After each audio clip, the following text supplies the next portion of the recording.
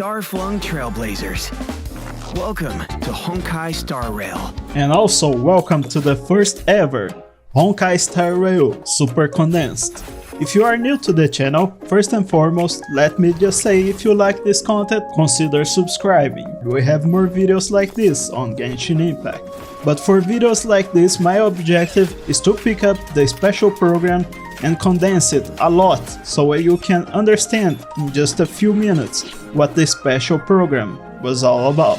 So without further ado, let's get started. First off, the basics. What kind of game is Honkai Star Rail? Well, Honkai Star Rail is a gacha game first and foremost, but for gameplay mechanics, it is a turn-based RPG.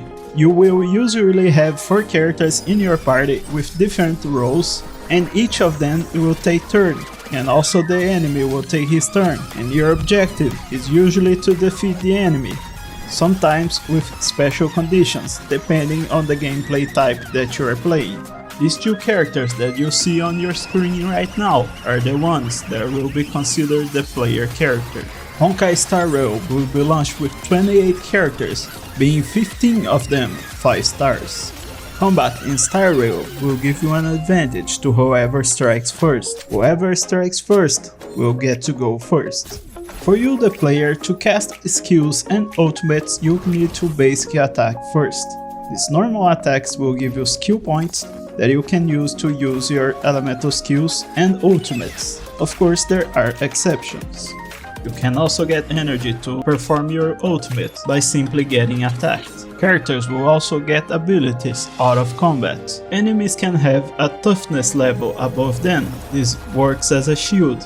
But don't worry, different character elements can break through the shield easily. There are 7 elements, and they are fire, ice, imaginary, lightning, physical, quantum, and wind. To determine who goes first once a match is underway, each character and each enemy has a speed value. The higher the speed, the first your character or enemy will go. And of course there are mechanics that will give you more than one turn. There are also 7 classes in this game called paths. They are the Path of Erudition, which is focused on AoE attacks. The Path of Destruction is focused on facing enemies head-on. The Path of Preservation, which is focused on defense. The Path of Harmony, which buffs allies. The Path of Nihility, which is focused on doing the opposite, which is debuffing the enemy. And the Path of Abundance, which is for healers. The most important piece of equipment for your character will be the light cones. They increase the wearer's stats and grant them passive abilities, similar to a weapon, however they do not have physical appearances.